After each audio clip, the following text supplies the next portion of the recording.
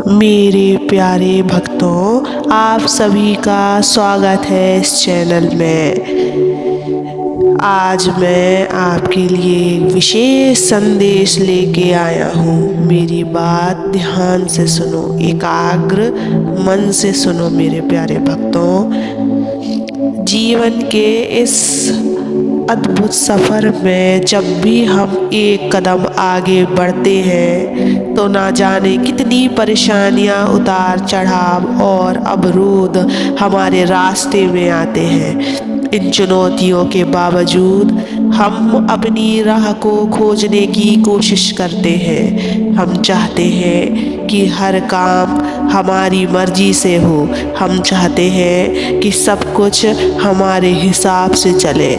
लेकिन क्या आपने कभी सोचा है कि जब कोई काम हमारी मर्जी से नहीं होता तो क्या यह हमारी विफलता है या शायद ईश्वर की योजना में कुछ और ही था? लेकिन मेरे प्रिय बच्चों, इस संदेश को समझने से पहले इस वीडियो को सब्सक्राइब कर लेना, इस वीडियो को लाइक कर देना और कमेंट में ओम नमः शिवाय लिखकर अपनी परेशानियां लिख देना। मैं तुम्हारी परेशानियों को जरूर सुनूंगा।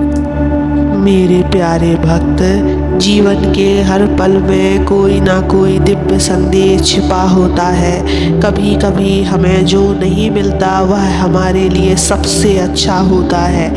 आज हम जानेंगे कि महादेव हमें यह समझाने आए हैं कि जो काम हमारी मर्जी से नहीं हो रहा है वह दरअसल ईश्वर की मर्जी से हो रहा है, और ईश्वर की मर्जी का काम हमेशा हमारे लिए शुभ होता है। मेरे प्रिय भक्त, जीवन में बहुत सी बातें ऐसी होती हैं जिन पर हमारा वश नहीं चलता। हम किसी चीज़ को बहुत चाहने के बाद भी उसे पा नहीं पाते, तो कभी हमारी मेहनत के बावजूद हम सफलता की ऊंचाई तक नहीं पहुंच पाते।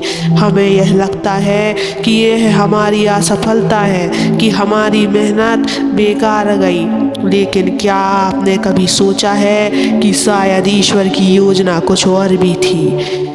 जो काम हमारी मर्जी से नहीं हो रहा वह काम मेरे बच्चों ईश्वर की मर्जी से हो रहा है, और ईश्वर की मर्जी का काम हमेशा अच्छा होता है।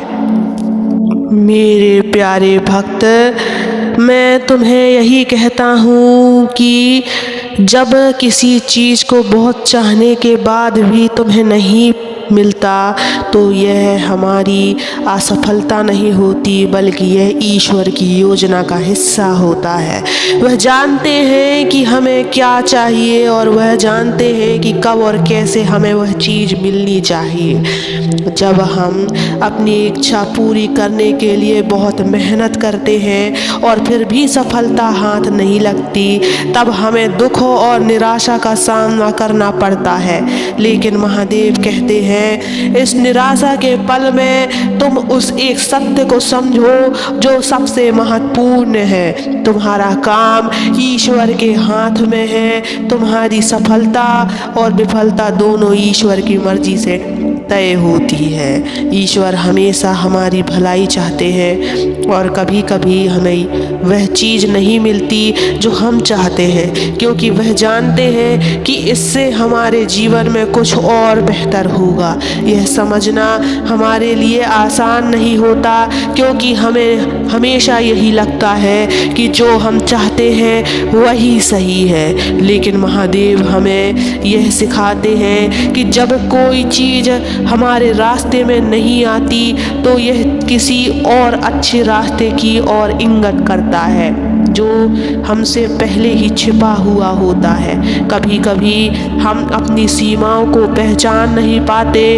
हम किसी उद्देश्य की ओर बढ़ते रहते हैं बिना यह समझे कि ईश्वर ने हमें उस रास्ते पर क्यों रखा है, क्यों भेजा है। हमें यह समझना चाहिए कि जीवन का हर पल, हर मोड़, हर समस्या और हर समाधान सभी कुछ ईश्वर की मर्जी से ही होता है।